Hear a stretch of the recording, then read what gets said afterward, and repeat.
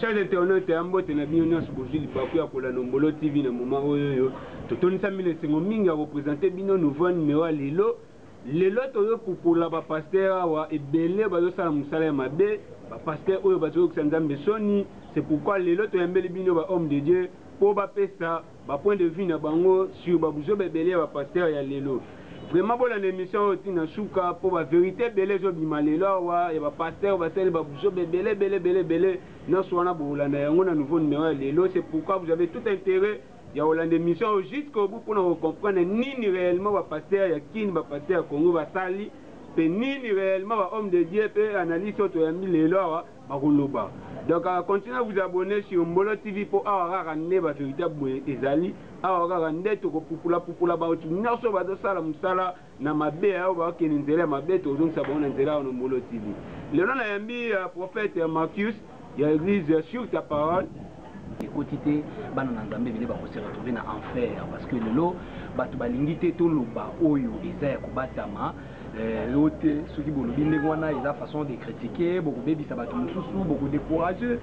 beaucoup miko sala propagande ya satana bolingi batu bandi melanzambe te beaucoup miko mona makamyo so eza faux. Mais non, quand vous étalez des choses faux na télévision biso pe photo ya na télévision to la kisa bana na nzambe eza faux parce que nga pendenge na zawa na zana ba nga obatala la télévision. Donc à quoi na chaîne moko boye baola musabato alukuta baose kusabato alukuta bao bimisa bloko. Donc à cause de la paix à cause de la séduit pour ne pas qu'à la séduit il y a un moment où tu vas la vérité dans la télévision pour que quand kabao ya bisoté mais ba opé baza dans le vrai base à la séduit dans le faux ndé ngwana to se présenter la tombe. Mon prophète Marcus est pour église sur ta parole quand on est l'invité bino na sommet ya mission qui tozali azaye mo côté na plateau à pardon na appel invité na mususu hier azali bongo analyste Gafat Kachunga oh déjà na pesa mbote. Bonjour Gafat. Bonjour mon père Sambo, bonjour dans la mission. C'est un plaisir pour nous de partager plateau qu'on a prophète Marquis Frata donc c'est un plaisir pour nous pour et tout ça on a pour répondre à la présentation. Voilà analyse est que vous avez vraiment en forme à quoi analyser mais on a ce global pour abiswa ezali shona shonde. Ah oui, tout ça on a qu'à pour nous faire éclairage jusqu'à oyo bazone d'homme bezali donc analyse la biso toujours de manière objective pour nous sur la haut et bazone la biso et à niveau ya diaspora même à la biso na Congo et pour bazone quand même moi idée par rapport à l'analyse la biso tout ça là on a différents points de vue différents sujets où ils allaient à ce qui n'a donc voilà, on n'a pas dit notre aujourd'hui idée sur les deux invités dans Ngaï à Lelo. Vous comprenez que c'est un prophète Marcus Frata, fait analyste Rafat Kachunga. Les autres bêtes à mentionner bon les hommes de Dieu dans la politique. Hommes de Dieu, on va que politique est dans le côté est dans Satan. Mais les autres monde a batondi belé na députation, batondi belé na Sénat, batondi belé na gouvernement. On nyonso lelo va embrasser politique. Est-ce que la Bible a changé? Tout est un nouveau modèle. Il y a aussi les Nzambe to éviter prophète Marcus, homme de Dieu, les lois dans la politique. Point de vue dans les années. Point de vue dans les causes avec bande connaissance oyo ba se pencher oyo ba koti na kati ya politique bazan intérêt à ko mizongisa na malembe na kati ya musala Nzambe. Soki ba monique ba ko mizongisa isu na kati ya musala Nzambe te, il est vraiment temps bande ko wana nyonso bayeba na ko se repentir parce que homme de Dieu a quitté cause de la politique. Musala Nzamba cause de la politique. Musala Nzambe soka koti déjà na politique, c'est pour dire que Musala Nzambe oyo abimi déjà li banda ya libana na Musala Nzambe oyo azana intérêt ko sundu la même église na ye batu musuba kamba ya atika ki pasteur parce que au cause de la pasteur aux la homme politique waneza avi moko boye oyo ezali clair oyo ezali net et puis oyo ezali bosolo penza na kati ya libana Nzambe parce que dans la politique il y a beaucoup de choses oyo wapi Musala Nzamba ko sala te na zo exemple moko yo moni même na ba manifestation makasi salami na mboka oyo il y a beaucoup des hommes de Dieu oyo ba pousser ki ba manifestation et salam mais tant ba manifestation et salami batu ba kufi or Nzamba zo recommander na mosali ya Nzambe oyo akene ko luka batu oyo bazana na masumu amema bango batu be to mosala ya Nzambe abandi ko sala ba action politique batu bazo mananzela bazo kufa et bato wana ba âme wana eza perdu. Donc mosala ya nzambe oyo aosala bolamu asangisa mosala ya nzambe na politique te. Soko okomi déjà politicien oza na intérêt omoni basala ya nzambe nyonso na mboka na biso oyo omoni base retrouver na kati ya bapolitiki misusu mpe bakotaka yango baza ebele aussi bakotaka bakomaka badepute na baélection ba 2006 mingi na bango mpe lelo base retiré mingi na bango bacomprendre mais misusu mpe bazocontinue mpona lokoso ya mbongo parce que omoni mosala ya nzambe oyo eza na bato mosusu akota yango mpona célébrité aza na besoin kombo na ye yebana kombo ne matasi soko amoniki église na ye ezokende liboso te esuki kaka swati na coin moko ya gitambo to na coin moko ya bandal aza sikoyo na besoin mata bayeba ye mpenza mpo ye susi na ye célébrité kombo na ye etambola koleka ya jésus nde okuta na baeglise wana jésus aza mpenza tro te bango balobelaka plus paster dadi alobaki dadi disa dadi la bible kuna balobaka mingi la bible ete eza dadi nde alobaki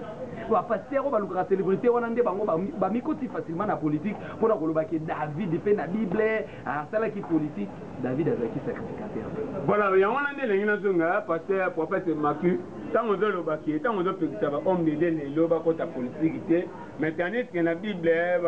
bato misusu mpe ezalaka nzambe atinda ye wana mokonzi ya mboka mais azoservi mpe nzambe lokwa ba david ane opesa exemple. David azalaki sacrificateur te un pasteur c'est un sacrificateur oyo wapi bato bazoya epa na ye na baproblème oyebisa ye meme ke ndenge naza boye nabomaki mutu ndenge naza boye nasalaki boye aza sacrificateur oyo akotaka na réunion privée ya nzambe koyoka makambo nini nzambe azoloba komemela peuple de Dieu oyo ezali pensée ya nzambe. Donc aza na te akokende su na ensemble mosusu te mpona kokende homme de Dieu fois tikala libanda biso bapasteur baprophète que je suis biso tozosambela bandimi oyo baza na église bakende na badomaine wana nyonso parce que soki bachrétien bakoti na bapoche wana nyonso na ensemble ezosauve même image ya christianisme mpona nini na bamboka ebele ya libanda tomoni bavote baloi ya homosexualité baloi wana nyonso or soki tokomi na bachrétien ebele na niveau ya ensemble une fois balingi basoulever loi moko boye bavote yango oyo ezokende hors parole de Dieu du fait que nous avons beaucoup de députés loi wana ekozala voté te omoni donc toza mpe na intérêt yake bachrétien mais un sacrificateur pasteur akoki te kokende kokota na kati ya politique parce que na politique mensonge eza permis bakovote loi moko qui sont pour bafini bango déjà batexto etamboli $500,000 tant tokobima bato $5,000 batomboli misapi nous sommes pour mais loi wana bazovote kobomisa 1000 personnes 2000 personnes na est ye pa yebi que non parti politique na biso balobi tondimaka pour po bakopesa biso mbongo mais après loi wana ebomisi bato na est alors pasteur a faire partie ya parti politique wana pas olia mbongo makila bato ezosopana quel pasteur wana oyo ka ya Yesu Masia non pasteur akosala politique soki okoloba na nga na bible eza na bato mosusu basalaki politique nakokende na yo mpona kotalisa yo ke dans la bible tomonaki même baroi babandaki kokende koconsulte nzambe roi avasala likambo fo aluka prophète yango moni baroi wana nzambe nda bandi opona bango et bazaki na ta koconsulte basala nzambe est ce que même baprésident de la république bakende koconsulte basala nzambe non tous les présidents de la république omonaka o afukami baobondela mpona ye aza chez pasteur moko boye landela bapaster wana bato na bango ya baloge ya baclub moko la majorité. Combien de fois tu as une mission na ba chaîne dans de différentes chaînes pour nous que Congo est en malheur à monene ou est spirituel. Qui est cet homme politique moi aussi abandi olukabiso po yeba ke ba raison au bozolo ba Congo ezani. Bazate so ba bengi biso na téléphone ezalaka ba rendez-vous lukuta. Mais soki ezalaki ke eza makamoko boye lié na kata ba intérêt na bango baza prêt ya koya wana ba homme politique lelo bazaka na besoin ko basala nzambe te. Donc pasteur il sabiso te ke ngana ke kuna po moni fo mwinde ko ta partout ba ko tunu eloko te. Ba homme politique wana ba ko tuna yo eloko te. Kuno za pasteur te, kuno za soko za député za député. Alors la charge nyonso au ministère ezalaka nango fo na gêner na bondela na yebi ke na 5 personnes église ba obotati. Donc ndenge to fêter déjà le 31 décembre nazo calculer déjà ti ano eti la nzambe na lula ta 3 fois basimba bana gêner pour na bango bondela la na ba service préparer matière aller préparer buzo ba assemblée préparer ba débat politique préparer ba discours au sala préparer ba réunion préparer na ba lukuta nyonso bo sala pasteur wana pardon ba pasteur a Congo ezampiaka na posa ya kombo na bango yebana lokola ebele bakoma basala nzambe mpona mbongo misu bakoma ngo mpona célébrité ndo moni bazokende kokota na kati ya politique bayebi ke kuna naza na baintérêt koyiba kosala même mabe bakoprotéger nga soki nakomi déjà homme politique omoni na mboka na biso ntango aza déjà homme politique akodétourne lopango ya bato akosala mabe moko boye politique wana ezobomba ye parce que aza na parti politique moko eza na influence mais na ye nakanisi ke bandeko bazolanda biso fo bayeba ke pasteur na bino akomi politicien bo changer église Voilà, parce que nous comme politicien pour changer l'église, on les a dit bon avis. Il y a prophète Marcus, Marcus, ah bandeko bolanda biso de partout là, on matatela mongé mais et donc dépend de kaka na yé muto azo bimisa, on doit s'engager kaka na yé. Vous pouvez appeler, vous pouvez écrire. Toroyoka o bino boboloba pe prochain numéro to bien un prophète Marcus pour na koyebisa etala bandeko balobi boye betala côté okosaki côté osala ibu côté osala ibu to donc un prophète Marcus to ngene bona gauche na biso pas analyste Rafat Kachunga analyste to ti oyoka prophète Marcus ninga lobi sur les hommes de Dieu au lelo ba embrasser politique l'impression les amis to pas analyse na ni no ko sala na ko ne ce prophète là.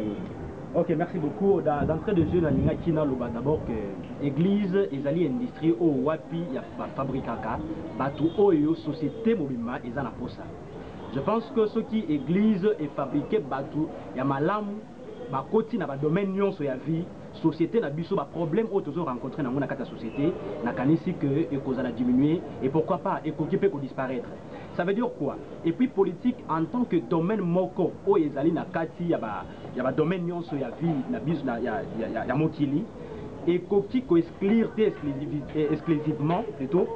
ba homme de Dieu ou ba chrétien pour na exercer parce que tout le monde en était par exemple ça, tout ça dépend d'abord il y a objectif il y a Moussa Lanza Malingasa na kati politique. Ça veut dire quoi? Tout le monde par exemple pour la rokine musika tu te fait exemple ya mboka na biso Congo par rapport à bandeko na biso église catholique. On comprend que na place au biso to commis na niveau to commis après l'élection nyonso même avant l'élection salama il y avait des pressions au ebanaki ko sala en sorte que révolution épée ça manamboka. On a dit qu'il doit aboutir au niveau haut. Ça veut dire que l'église est là, c'est-à-dire qu'ils doivent dépendre toujours d'un objectif haut fixé pour la politique. Parce que tout le monde a une réaction ébélée. Quand on a vu ça, pour la nuit, que la tapé,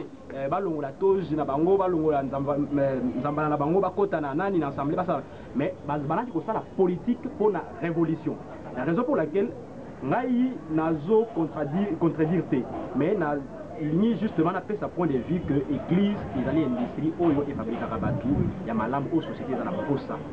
Alors pour na yango ba kota na politique mais ba mema c'est-à-dire que bazala so ba la politique ba mema ba makambo oyo banaki ko sala maté parce que ça sera contradictoire comme on a que église et ça wana pour na komema lumière pour na komema bosolo na makambo nyonso mais so ba koti na politique et que ba komi corrompu par rapport à logique oyo ba politique bazana ngo c'est par là que tu peux condamner. Mais je voudrais que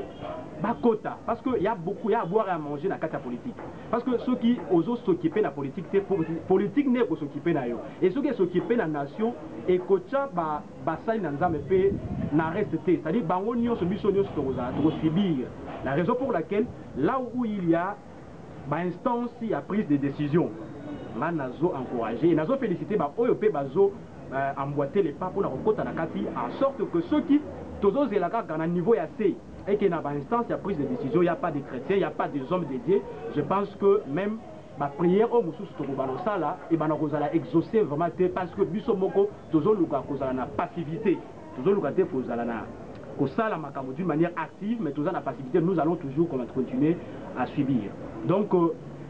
nakani si même les élections, et où tu voulais que Namboka Nabiso, Namoni Basal Nzam est belé, Bataki Mabaya. Nazo condamné bangote mais naïbi que la base biblique est au prophète apesi et ça la base moro est authentique c'est-à-dire que sali analyse au est biblique au nzambe à l'objet c'est clair c'est comme ça mais moi je pense que est-ce que un homme de Dieu qui fait la politique na kanisi que est-ce qu'à cause de la contrario parce que na kata bible ba la politique bazala quitté ou comment peut-être rien ne fait cet éclairage mais pour moi je pense que na kati ya politique tout ça na posa ya ba tendance et souvent ba oyo bazana merce malamu comme bato oyo bazali fabriquer na kati ya industrie na benga ki église na qualifier qui industrie ya fabrication ya bato oyo ba benga mi pona ko relever ba défi na makambo nyonso etali société. Voilà, voilà votre analyste Rafat Kachunga na le prophète Marcus tozongeli yo soto landi ndeko analyste na mamna so alobi to comprendre que ye asopo ya na yete vraiment homme de Dieu ba embrasser politique mais ya lingi ne ba homme de Dieu ngotango ba continuer na politique ba ça la plus honnête. Prophète, est-ce que homme de Dieu soit honnête na politique ya ça na yete ba buso ba weza na politique mais atraîner ka front atraîner ka honnête on appelle ça mabe akosala yango te comment parce que ye akoti na parti politique. La majorité na bango bahomme de Dieu wana nyonso bakota na ba parti politique, même soki akoti na parti politique te ata ye moko aza na parti politique na ye, mais parti politique na ye wana ekozala pe peut-être na ensemble moko oyo ya nini bakosangana oyo wapi bango bakobéir na baloi oyo bakokuta kuna. Tango aya akoti na parti politique akomi peut-être na majorité to na opposition, donc opposition bakoluka basala marche moko boye oyo bayebi peut-être ekobomisa bato mpona baintérêt na bango, parce que biloko nyonso mona esalamaka awa mingi eza mpona baintérêt na bango. Sauf peut-être lelo tokoloba que la vérité na bosolo, on peut dire aujourd'hui que bravo l'église catholique parce que moko ya ba révolution na bango et ça la ki pende ko Kabila ati kamboka akende parce que ceux qui pèsent la ki bango te mbala mususu po bato bazaki na simande ko Kabila ba manifester qui clair net na maloba na bango que ndeko Kabila totondi yote. Je suis un Congolais, je dois dire ça, ba manifester qui yango ke ndeko Kabila batondi yote, mais pression au catholique à cela ki wana to moni pe que cela ki ndeko Kabila quand même, mais yango etindaki ba sango ba kende na assemblée te ozomona. Parce que le pasteur paie, ceux qui vont que non, même Félix a aussi la mabé, le président Moussa Oya aussi la mabé, oui, tu as bimi l'église, Nanzela, tu as bimi, tu as manifesté contre le hôtel Tolingi en parce que Eli na Bible a tellement la qui roi Akab, a tellement la qui Akab, Eli a comment qui même na niveau pour quand on voulait bétater à cause du comportement ya roi.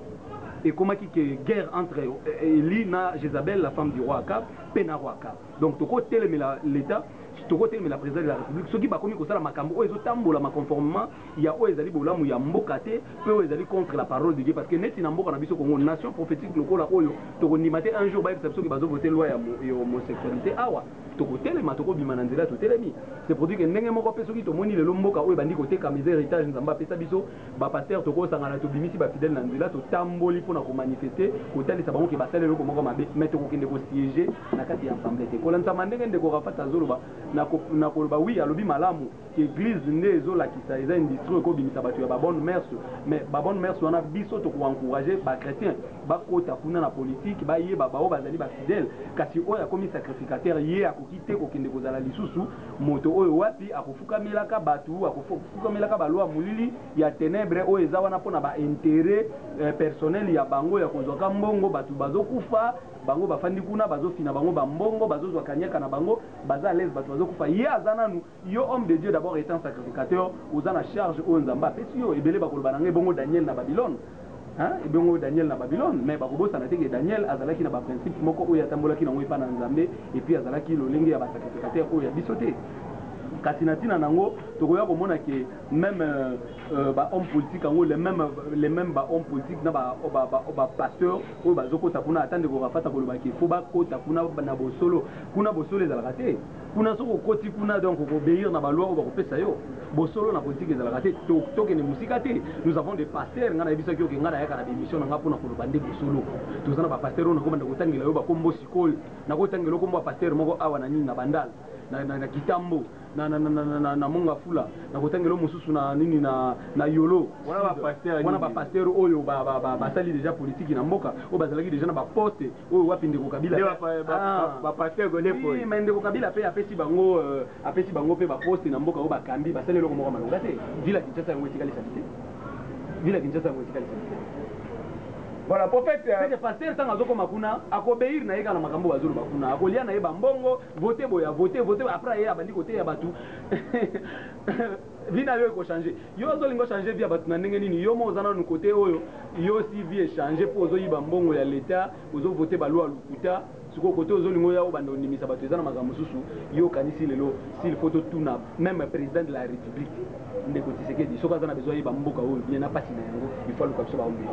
parce que biso ndeto zana secret ya batu nyonso baza awa ba yaka na ba bureau na biso papa vina ngezo marché te likam na ngezo marché te il y a beaucoup de personnes c'est pas parce que ba lokaye même mboka pe misale ezate ba société pe ezate donc yana makambo belé il faut ba tuna biso ba ombi biso ndeto ya maka population na ba bureau na biso ba yaka kolela biso ba mama ndunda ba mama atembele ya makala bandeko nyonso oyo wapi basalaka pe misala na ba société na ba compagnie bazokuta na ba réalité ba memelaka biso ngona ba bureau et entre temps biso pe déjà to ya pona ko pesa message neti ngai na pesa message sur totem oyo ezali moko ya babitumba ya mulili oyo wapi mboka oyo kenda kotekama oyo na koya kosala bémission lisusu epa na yo na Ombolo TV pona kotalisa lisusu bandeko que même le président qui vient d'entrer en fonction soka luki basala nzambe te 5 ans aussi la kaka bongo mboka oyo kotika zo na ba problème. Mais prophète nasonga kana maloba na yo apana qui n'est pas analyste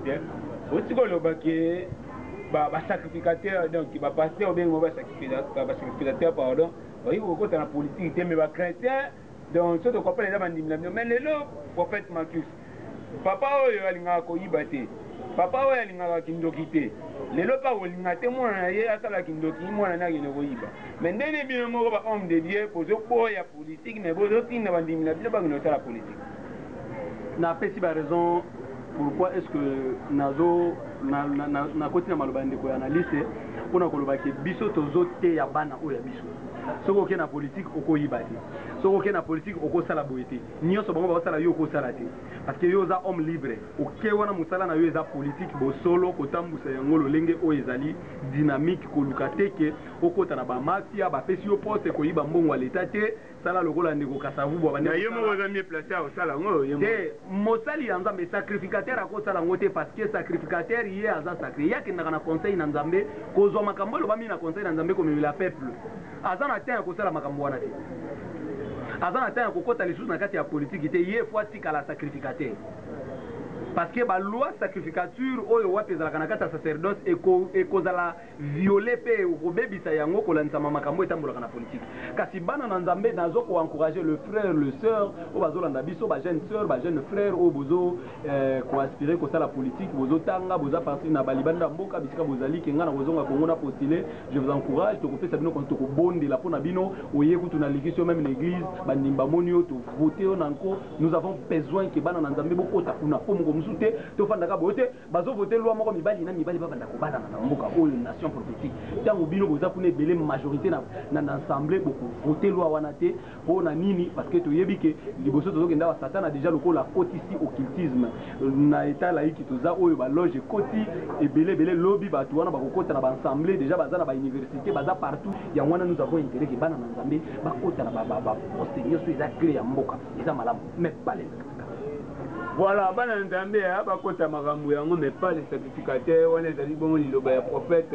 Marcus efrata mama Viviane Maeta mama Cynthia Maeta bino na niveau po te bozolanda tozocontinue analyse toni tokota na deuxième étape ya émission mais analyse nini okosala na dernier mot ya prophète Marcus.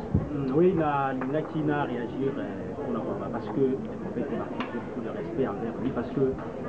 nga naza na connaissance biblique te oyo ye aza nango pour nga nalingaki na peut-être il y a mieux placé pour catégoriser cette pour qu'on fait ça n'est-ce pas cette différenciation où il veut exister entre un sacrificateur et puis un chrétien et on a Moraza bien placé mais pour moi je pense que oyo azopé sa exemple aza mieux pour azopé sa leçon aza mieux pour la repérer sa exemple je pense que même les hommes de Dieu qui sont dans le parti politique je pense que ils ont dépendre d'un objectif et à parti politique. Voilà. Sur les gens pour conquérir pouvoir et pouvoir on a en retour pour résoudre les problèmes de la société. Moi je soutiens. Et la raison pour laquelle parce que na outil que analyse na lobby bien que parce que il y avait d'autres hommes de Dieu ici pour qui est belé faire ma responsabilité bah pour quitter pour concrétiser ma promesse là bango vis-à-vis à peuple mais moi j'ai dit que il a raison tout à fait. Mais le problème est que parce que bazan minoritaire. La raison pour laquelle c'est un grand processus que au fur et à mesure, parce qu'il y a d'autres chrétiens bien rodés, mais les hommes de Dieu qui sont bien rodés, qui ont la connaissance, ceux qui vont s'impliquer dans la politique, je pense que ils ont malamu, ils ont que le problème de la société, ils ont la résolu. Et ceux qui sont majoritaires, majoritaire dans la prise de décision, par exemple le Parlement, on a déjà na ville province de Kinshasa moko ya pasteur déjà à ce niveau il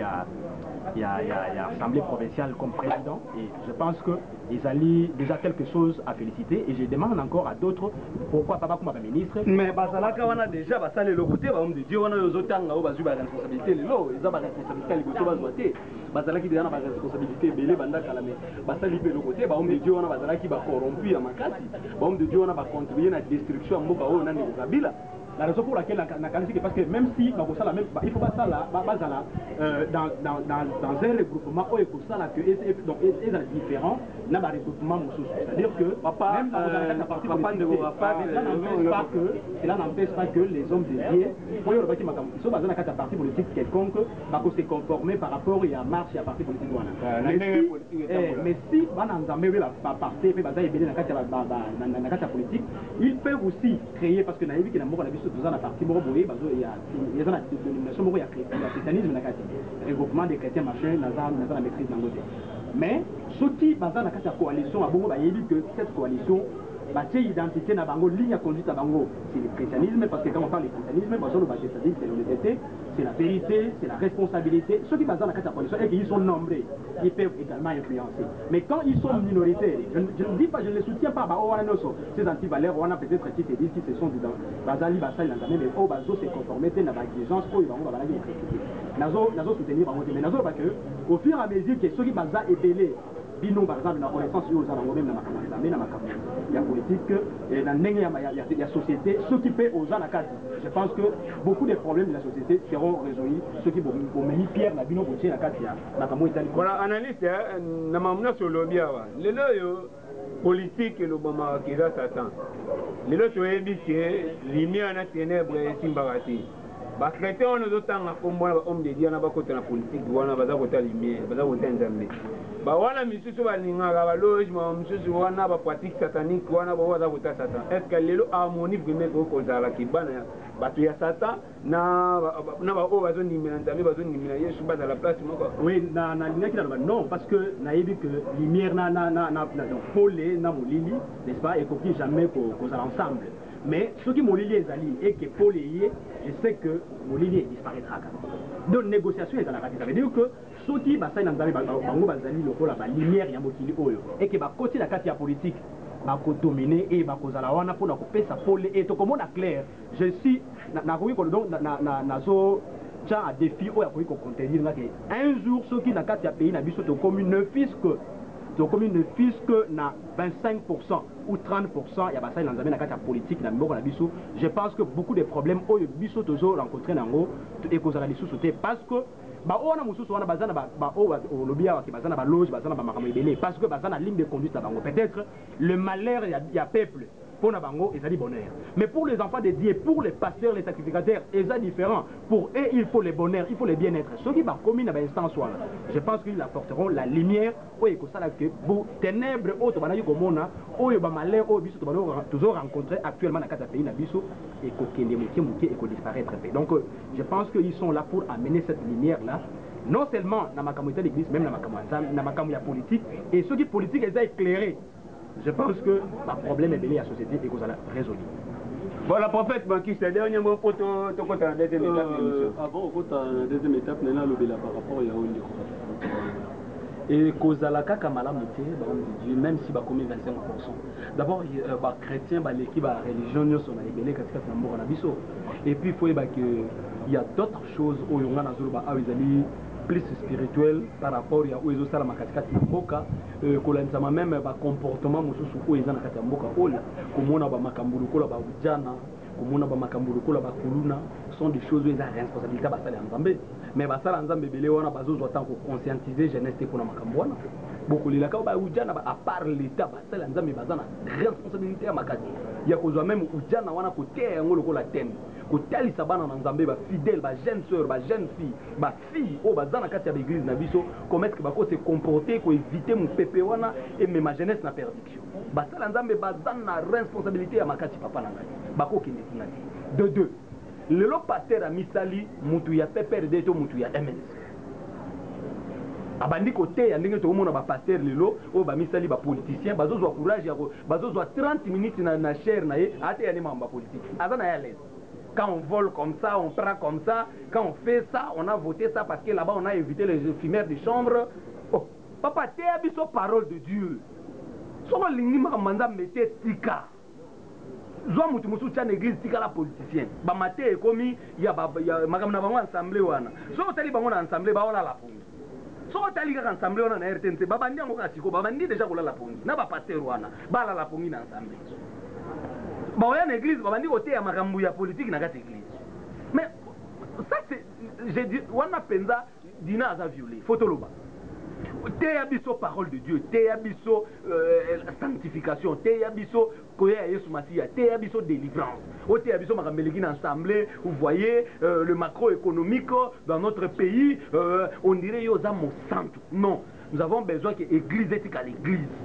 Bon, profaner temple et en tes pasteurs, tant ou mis petit position qui n'a pas mouton MLC. Bon, bah ça fait perdre, bah quoi sur l'église, non? Même si il y a un problème, il n'est pas pasteur et pas prophète Marquis de Faza. Eh, bango bah tu y a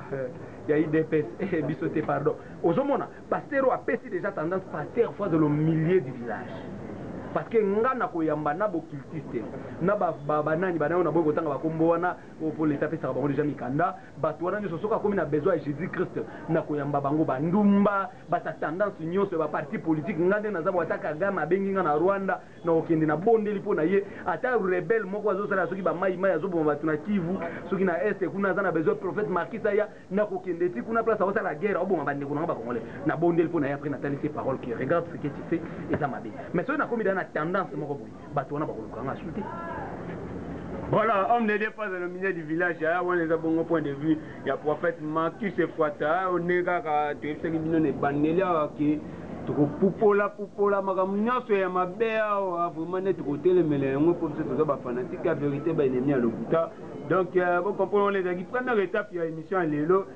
sur les hommes politiques dans la, pardon, les hommes de Dieu dans la politique. Boyo tu as point de vue il y a prophète Marcus, Boyo qui peut analyser l'ambition Rafat Kachunga Nenga Lobby. Si vous avez la deuxième étape de l'émission, on a dit que Gabriel Agoloa a fait l'ambition. Deuxième étape de l'émission, les mauvaises pratiques de l'homme de Dieu. L'homme de Dieu, les lots, il y a catch, il y a balle, il y a sauté. Miracle l'église, il y a fétiche, il y a prophète lelo pasteur lelo azobimisa mutu nguma na nzoto azobimisa mutu ligogodo na nzoto toyebi so ezali ba nouveau modèle ya délivrance ba nouveau modèle ya miracle ya prophète Marcus. Nakanisi ki ezali ba nouveau modèle ya délivrance te mais ezali ba yo mutu zobe yango ba nouveau modèle na kolo eza ba nouveau modèle ya Satan. Eza ba nouveau modèle ya Satan na oboni lelo oyo Satan eko comprendre que bato epelé va comprendre déjà que banda kwa ngangeza mabe kokota ba occultisme eza mabe alors Satan moni que bon pona zwa bato ebele baya nanga munanga Satan azwi ba agent na ye alatisi bango ba doge apesi bango ba bible ali ba agent na ye sikoyo bango nde bazotambola maintenant pona koyeba kote ya kombo ya Yesu mais dans le faux avec ba pratique ya mabe. Nous sommes dans le dernier temps, par rapport aux faux prophètes. Déjà que dans le dernier temps, il y aura des faux prophètes. Mais sur les miracles, faux miracles. Même na niveau Europe, même na niveau Belgique, et na niveau Europe et États-Unis, même na niveau Londres. Nous avons quand même beaucoup de gens qui se plaindre de la délivrance na bango pour l'andisama ba faux pratique oyo basali bango ya kopakola bango mafuta nazana ndeko mususu babande opakola ba mafuta makole bandi ko vimba ye azalaki na ye bien akeluka délivrance makamba ko bota pasteur pakola ka ba mafuta soki ba mema ye pe makole vimba kati lelo makole kitaka sute tozana bande ko belé oyo lelo ba vina bango bebi na kata ba délivrance tozana bande ko belé lelo oyo wapi na kata ko lukaka ba délivrance oyo ba vina bango bebi akekuta na pasteur moko nganga yo kozala na mbasu bikisi yo mais kobikisa azobikisa na mbasu wana yaza pasteur nganga a Dominika mutoyo abokelaki mbasu ma après lobi vina bebi yango moni bana na nzambe fo bakeba ba pratique mulili oyo ezali pe moko ya bilembo oyo kotalisa ke nous awa église oyo eza dans le faux prophète oyo eza dans le faux parce que batondi na Kinshasa awa bazobimisa bato ba miome physique miome ebimi boyo te o miome ligole bimi na nzoto bote masasi soki masasi babeti mutu ya buto ebimi na nzoto ezali ba pratique moko ya mulili ya kindoki parce que d'abord misala nyonso ya mulili wana esalamaka na esprit biso tango tozobengana ngo na esprit ndenge moko Yesu abande ko bikisa bato ko déclarer au nom de Jésus-Christ de Nazareth mutu oyo baliaki abota te esprit wana ebimi même ceux qui ont mari de nuit et bimi bango babimisaka banyoka banguma bambisi maintenant babimisi mari de nuit o mari de nuit kutu to mona pena ba manifestation de mutu alali azolota mari de nuit azo bima na eme babimisaka na mari de nuit nzoto mutu te pour nike mari de nuit yo to bimisi to kitisia ozomona femme de nuit nzoto femme de nuit nzoto garçon moko bimisi femme de nuit bokitisia wana mpandi ati voilà point important to donc yango prochain numéro to le belango femme de nuit abima pe nzoto mutu mais on comprend pas bazo bimisa ba magoro to ba sikoyo peuple de Dieu baza aveuglé yango moni fongo ngebeta parce que Dina a violé Jacob azalaki na mwana moko kaka ya mwasi ezalaki Dina et Dina c'est l'image de l'église tant que Dina azalaki violé bazabilo batelemaki bana ya Jacob batelemaki baribe batelemaki pona ko défendre ndeko na bango ya mwasi biso photo telema to défendre image ya église oyo ezali Dina tant Dina aza violé photo telema lelo to wana ba pasteur PD na mboka na biso l'église wana ba souple lelo to na ba pasteur oyo bazo piriger batu de quoi mboka na biso to na etala iki ba pesa kana ba mikandali il suffit de l'état vérité ke ngani na za boye na bana ko piriger batu na bana ko sala boye batu bana bondi na bulumbu na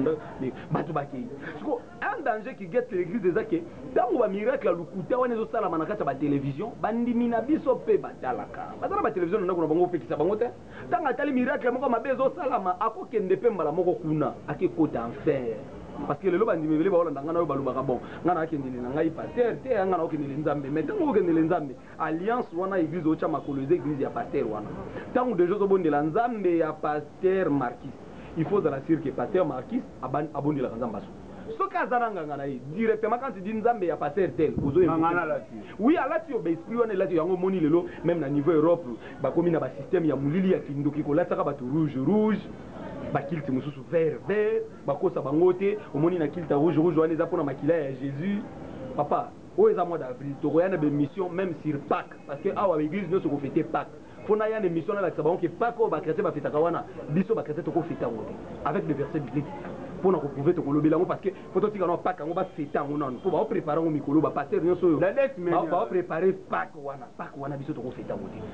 donc ba pratique amulili eza mingi na kati église par rapport ya bato batangi bible mabe na ba oyo bake bakoti na ba kabal juif bazui bakisi bazui ba biloko na bango amulili ba okende kozwa na Israël parce que na Israël kuna eza pasteur moko kuna oyo ya yambaka ba pasteur nyonso oyo ba utaka Congo oyo ba akoti saka bango monde amulili tozana ba frère na kati ya Israël tozana ba ndeko na kati ya Israël ebele oyo wapi pe ba bengi biso pona ko bisa biso papa tana makambe sala ma awo bake kuna bakotisi bango ba loge aleton ba oya ba yena ba pratique lukuta ba yena ba miracle ndo moni ebele awa soko tangi ba maté na bango ba 2010 2009 baté ki bien ba pratique amuli ezala kité papa tika na yebisa yo ke ngai nazali prophète oyo na bundi bitumba mingi na mboka oyo pona koloba ba vérité par rapport évangile pe na kotika te oyebi na kati ya na kala ba témoignage na kati ya église na série ya badina bala oyebi ba témoignage ezalaki nini ndeko Rafat ba témoignage ezalaki mutu moko ya lobi ngana banda komela cigarette na tiki cigarette wana ba témoignage ya 2000 ans ba série ya badina bala tozaki na bato bazotatola na banda komela masanga ngana banda komimisa mbongo na banda obina na babar na tiki tozaki na ba témoignage ya série ya dina bala mutu ayena bakisi ngana azalaki mutu bakisi tala bakisi yango na ndimeli Jésus Christ de Nazareth atiki bakisi ba témoignage wana lelo ezaka susu lelo komi kaka likorodo ebimi mbisi ebimi sende ebimi babimisi ye masasa kindoki eza baaventure banganga pasteur bazosala biloko wana mpona kobenda bato pembeni na bango bato baponamaki deja bakota susu na kati ya molili ya satana mpo bango bamelaka makila bango basalaka basacrifice église eza na 500 000 personnes eza na 4 000 personnes pasteur ata azolia motu chaque fin du mois bakoyeba ndenge pasteur mozaoli bakoyeba il y a des pasteurs comme ça on va sacrifier bato na kati ya Kinshasa pe na Europe naza na église moko na France wana ya mwasi moko boye oyo wapi ya zolimwisa basi bazemi iye soko ke église na yo koyoka kaka ote ndenge boyawa fona soko za mutu asika ntango oyo ya mbona biro abondeli mpo na yo ayebisi yo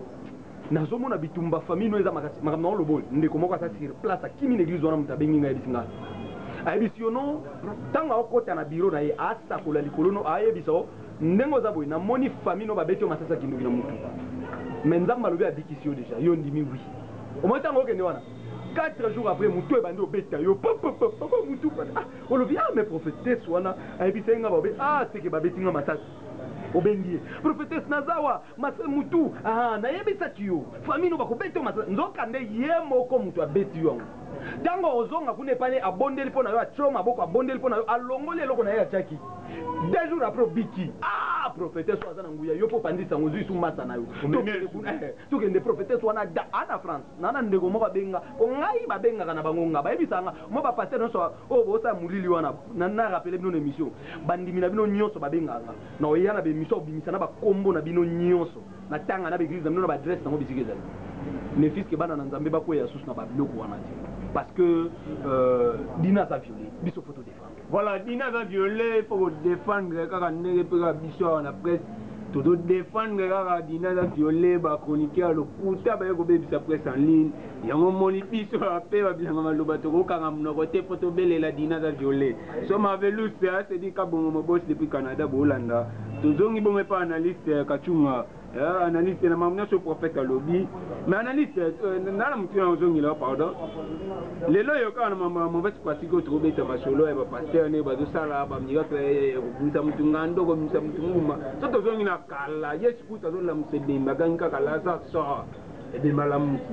mais lelo yo pona kolongona mutu kindoki ko mutu nguma na ntoto mutu ko na ntoto analyste. Oui, nakanisi que batebele bazo confondre makambo ebele bazo kanisa que parce que évolution et salami na kati ya domaine nyonso ya vie presque et que na makambo nzambe pe il faut évoluer et salama. Yango na bazo se tromper na makambo nzambe évolution ezate Bible et comment banda mokili. Si les lois il faut bato ba appliquer yango comme ba komela ki yango. La raison pour laquelle batebele bazo kanisa que même évolution et salami na domaine nyonso mais bato ba yeba que l'IFELO jamais retirer la cause la climatiser, telle que soit évolution, on va dire qu'il y a un l'IFELO retirer la toujours moto, donc climat. Jamais Mali les côtes à la différence. La raison pour laquelle nous avons c'est-à-dire que la pratique nous sommes en base sala, basala nzambe, comme ça magododo, comme ça la baboye, ce qui est allé que les alliés onction ils ont pas nzambe. Nous avons acclamé bango, je dis bien, mais ce qui va se pour un clientélisme. Pour bazoa on utapanzambe est-ce que ndamba ta jardin zoologique na njota mutu la question na tuna yango na pona bango bazo baké parce que Jésus alobaki que na batin ekoya ba ko sala miracle plus que on na sali miracle plus que na kati ndeko wa miracle o Jésus alobaki que boko sala miracle ko le kangai izela le ona ibisa bango miracle yango. Merci pour comme on a dit fait vraiment merci ne le colobi on a pas bien il y a bandoki ba landa biso ba kozoka verset on a tala ba au prophète Marquis ayo lo basunini Jésus lo baiki ke bo sala miracle ko langa miracle o Jésus lo baiki ko sala ko lekaye o ebe zapona ni c'est parce que Jésus a kotisa kaka mutu moko na lola muyibi ya kwa musala nyoso Jésus asala o amema ta mutu moko na paradis donc mutu moko Yesu akota na paradis ezaka muyibi ya kwa. Si vous avez un miracle, c'est pour dire quoi? Bino boko koti sa batebele na paradis kolekanga. Donc biso to wana musala makasi to kosala miracle koleka Jésus parce que ba soular bandu manga so ba bina awa na boulevard awa biso photo ndimisa bango Jésus. Bo kilti seigneur so ba rouler en carrosse awa fait de compte ba ko se repentir n'était pas nanga bazoya déjà na bakisi na otumba na obondela pona bango na opesa bango ba baptême. Voilà les grands miracles. Voilà, on a dit que tout à l'heure, vous m'avez fait presque un souka, tout ça, tout au cours derrière l'État. Na mamna ce prophète lobby peut continuer point de vue. Oui, point de vue na ngai c'est interpellation, na so interpeller bana na Nzambe. Ndenge na banda ki introduction na nga na lobaki que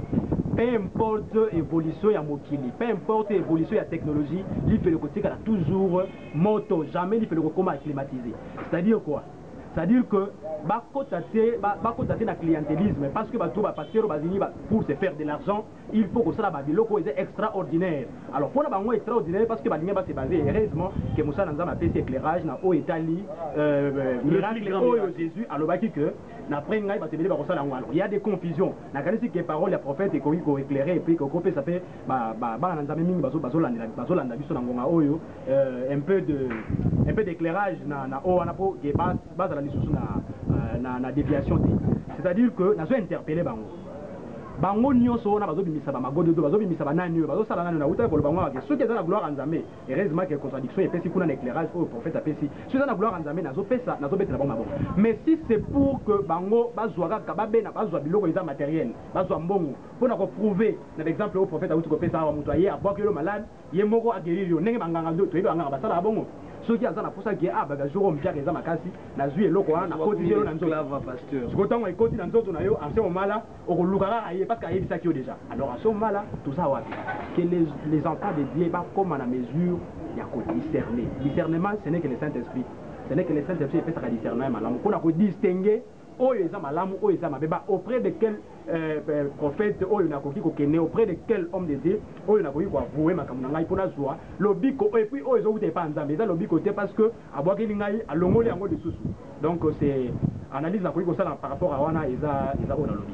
Voilà, bino na sobozo na biso merci na bino bozo continuer ko s'abonner na Ombolo TV. Ombolo TV est une nouvelle chaîne, il faut soutenir yango, bo s'abonner vraiment, pe bo partager. Ya ba ne rebelle belé vraiment na monde mobimba bo soutenir Ombolo TV.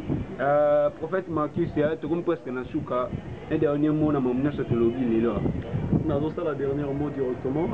Nzambe na lola pambola bino ya mutu ezaki fona yebisa bana na Nzambe po to kosala be mission lisusu awa sur ba pratique à molili kotel sabana na Nzambe yeba déjà ba bisika ba ocha ba makomo parce que lelo tango kokota na ndako nganga o ba komi église likambo bande ko lukato ozwi solution mais vino ko beba bande wona so ba kota da na église wana ba yebi ke ba vina bango après ba solution ya molili ba solution mikie ba pesa bango ya ba courte durée ba vina bango beba koleka et puis baza la paix en mesure ya ko tanga bible ko zala na par connaissance ya parole de Dieu ko permettre de tala au moins l'église za na ba magie les arano ba réflexion mingi te mutu azaka na connaissance ya parole soka koti place au magie za atalika ba pratique na bango nde ba osukola bat makolo hey oyo yesu pe asukolaki bato makolo yesu asukolaki bato makolo lelo yango wana bapaster bakongi kosukola bato makolo est ce que signification yango ezalaki boko yango moni peuple de Dieu la Bible dit mon peuple périt faute de connaissance prophète Marquis se frate na tiki bino même nga pe soko lingo benga na bondela pona yo parce que semaine oyo nazo sakola nazo bondela pona batu o bondela nzambe so saint espoir convaincre yo te ko benga ngate mais so saint espoir convaincre yo benga nga numéro na ngezali plus 243 89 104 78 36 plus 243 89 104 78 au Balobaka 78 36 à la fin. Voilà, analyse Kachunga, dernier mot. Oui, dernier mot, les plaisir. On évite à qui les lots, parce que merci. On a partagé ensemble, merci que la prophète Marquis on a partagé plateau ensemble. Dernier mot, par rapport au Nyos Autolobie, ce qui va suggestion, les alliés, que Nyos Autolobie, tout ça, un monopole, la suggestion toujours est que ça na page na bino et ce qui peut battre nous basé na posa ya ko bâtissa o Nyos Autolobie pour la représentation d'orientation nous prochainement ce qui doit y a plus ample information pour nous édifier Batébélé, oui, vous contactez Bisso, na plus 243 81 755 39 70. Plus 243 81 755 39 70. Merci. Voilà, on a un bagage lélo, bah parfait, bah tout le rôle la Bisso nyonso. Peut-être qu'il y a un côté membre, bah le bagage m'a bé, oh yo mutolanda qui Bisso, c'est tout ça qui est hôtel. Donc, numéro ça on a ça va suggestion na yo tokoyo kapé toko comme ça on a matoni na bango. Merci à vous tous qui nous suivez partout dans le monde, la Kiss Mall, One Love, la canadienne, Lucy Rodrigue, Bobo Kodbola, mon ami Tonel Pindi, Sedika Bongo, j'aime Kasongo, Bilonia Soubolande, Biso, mais Belle Kabibika Koucheni, Malamisia Poutine. Et Massalanga Fabrice Kaboukou, vous m'en ça mène c'est mon minga pour cet nouveau numéro. Continuez à vous abonner sur Ombolo TV, votre nouvelle chaîne. Vous m'en à poster à soutenir la bino. Botika Ombolo TV parce que Ombolo TV Botika Bino T vous allez toujours pour nous informer bino pour nous faire sa bino information fondée sur toutes les personnalités du pays, sur tous les domaines du pays, pas musique, politique, sport, comédie, religion. Nous sommes le Bélangois en Ombolo TV. Donc vous avez tout intérêt à vous abonner très massivement sur Ombolo TV pour ne pas rater même les réalités du pays. Merci à Thaïlande Jolie qui était derrière la caméra. Merci à toute la grande équipe d'Ombolo TV qui m'a assisté. Et quant à moi, je vous dis, retrouvons-nous prochainement toujours sur Ombolo TV, votre nouvelle chaîne.